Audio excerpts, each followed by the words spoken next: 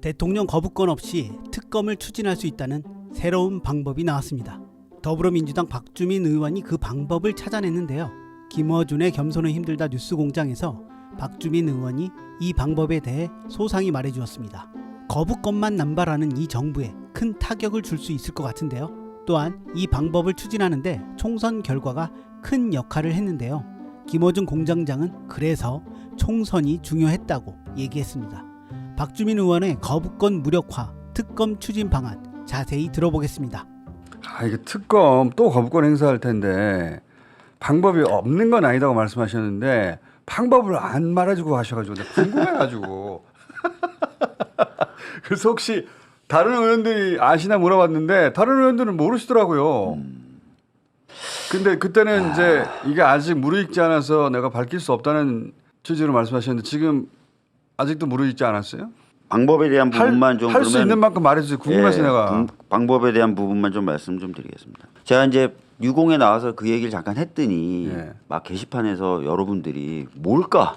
그래서 본인들끼리 막 토론을 하더라고요. 저도 궁금하고 많은 분들이 궁금해하고 혹시 이거 방법이 없는데 뻥까 친 거 아닌가? 심지어는 말씀하신 대로 방법도 없으면서 저렇게 얘기한다라는 사람들도 계셔서 그러니까 물어보시니까 제가 그러면 조금만 더 말씀을 그 드리면 사이에 약간 정리가 된 게 있으면 정리는 그때도 됐었는데 그때는 말할 수 없었는데 말을 할까 말까 말을 하는 게 좋을까 말까 했고 뭐 어차피 근데 아직 이게 넓게 공유된 건 넓게 아니에요. 공유된 게 아니에요.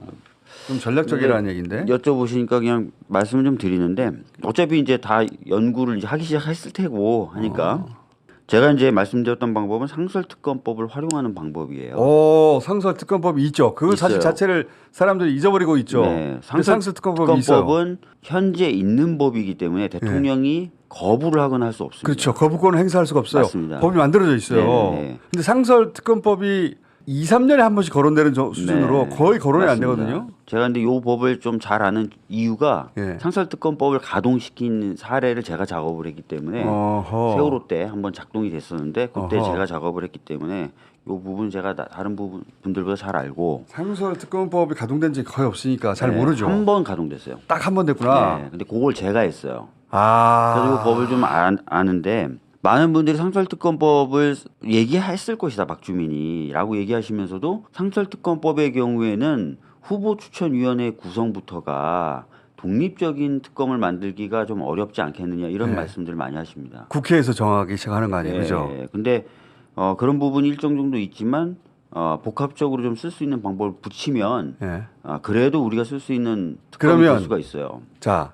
장점은 대통령 거부권이 통하지 않는다. 통하지 않죠. 왜냐하면 있는 법을 활용하는 거기 때문에 그렇죠.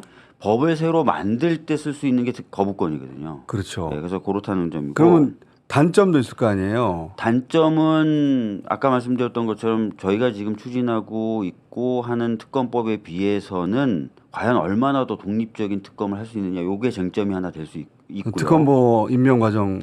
혹은 누가 특검보를 할 것인가. 특검을 할 것이냐. 과정. 그리고 수사 기간이나 이런 부분이 저희가 지금 통과시키려고 했던 특검에 비해서는 짧아요. 규모도 좀 작습니다.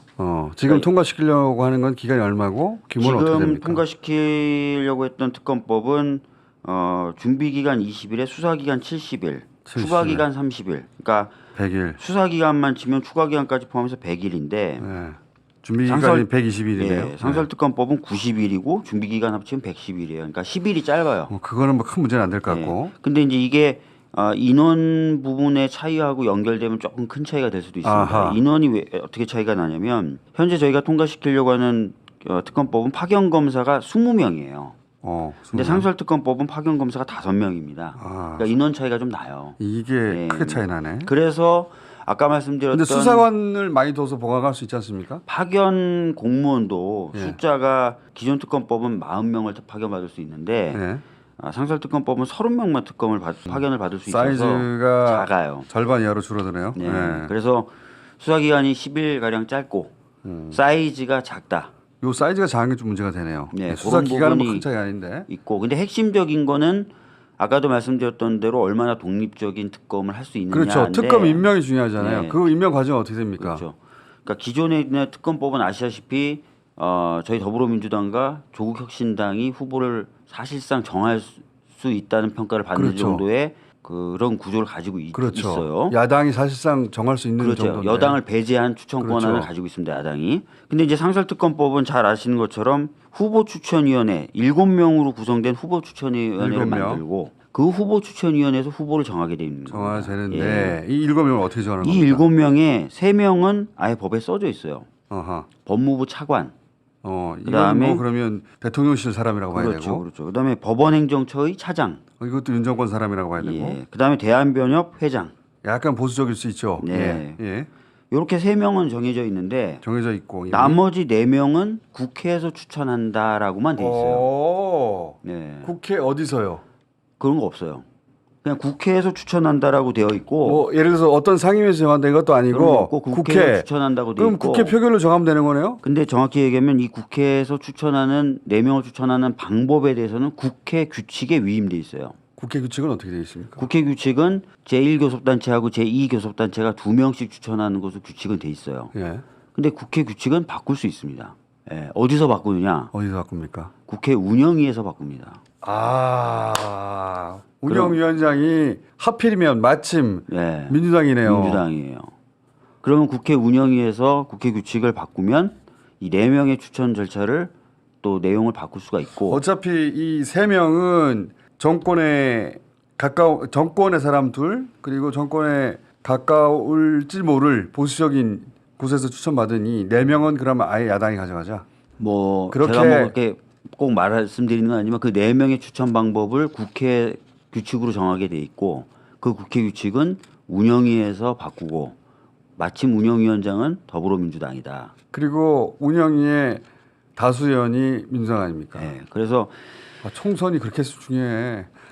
이제 상설특검법만 놓고 보면 총선이 그래서 중요해. 아까 말씀드렸던 대로 규모나 수사 기간에 있어서의 약점 앤드 기존 그대로라면 상설특검을 추천하는 과정에서의 독립성 보장이라는 부분이 약할 수 있는데 국회 규칙을 개정하는 방법을 쓰면은 상설특검 후보 추천에서의 독립성은 상당히 보완할 수 있다. 4대 3까지도 만들 수 그렇죠. 있다는 야당 이론적으로는. 추천 예, 그래서 인사를 상당히 만들 보완할 수 수 있기 있네요. 때문에 정말 우리가 발의했고 통과시키려고 했던 특검이 안 된다면 야, 이거는 어떤 수를 써서라도 안 된다면 지금은 예. 어떤 수를 써도 안 될 것만 같거든요. 그러면 어쩔 수 없이 이 방법도 고민해 볼 필요는 있지 그 않을까. 투트랙으로 가야 되는 거 아닌가 싶은데 틀림없이 거부권 이미 행사했죠 사실상. 행사했죠 거부권은. 예, 이미 행사한 이제 거예요. 제2표결을 언제 하느냐를 놓고 고민하고 있는 거죠. 다시 이제 표결을 해야 되는데 안철수 의원을 제외하고 8명이 필요하잖아요. 네. 그 8명이 이 시국에 넘어올 것 같은 징후 같은 게 별로 안 보인단 말이죠. 저희가 근데 아까도 말씀드렸던 대로 이 상설특검법보다는 저희가 통과시키려는 특검법이 규모나 수사 기간 그리고 독립성이란 부분에서 더 월등한 건 맞기 때문에 저는 1차적으로는 무조건 이 법을 통과시키기 위한 노력을 해야 된다고 생각합니다. 물론이죠. 이 노력을 네. 하면서 동시에 운영위에서 국회 규칙을 개정해 놓으면 되잖아요. 그러니까 그걸 뭐 투트랙으로 갈지 뭐 선후 관계를 정해서 투트랙으로 갈지 가야지. 투트랙으로 가야지. 이런 거는 판단이 좀 남아 있죠. 예. 그거는 이제 당 차원에서 전략적으로 할 일이긴 한데 왜냐하면 방법이 없구나 이거. 이렇게 생각하는 분들에게 아니다. 아예 없는 건 아니다. 그리고 이렇게 또 하나의 카드가 있으면 상대의 전략도 바뀔 수 있잖아요. 기왕 그렇다면. 네. 이거 대단한. 그래서 이 부분을 이거를 왜 아무도 생각 못했지? 이걸 왜 박주민 의원 왜 생각 못했지? 상설특검법을 써본 사람이 아까 말씀드렸던 대로 없어요. 말씀 좀 드렸고 이거는 아주 중요한 돌파구를 말씀하셨네. 제가 지난번에 뉴스공장에 나와서 질문지 없는 질문 받고 네. 말하는 바람에 지금 게시판이나 이런 데서는 도대체 뭘까부터 시작해서 네. 방법도 없는데 박주민 뻥친다부터 오늘 또 물어보시니까 여러분들한테 여러 소리 들으셨죠? 오늘 또 물어보시니까 제가 조금 자세하게 붙여서 설명을 했는데 네. 여튼 저희가 통과시키려고 했던 특검이 다시 통과되는 게 베스트다.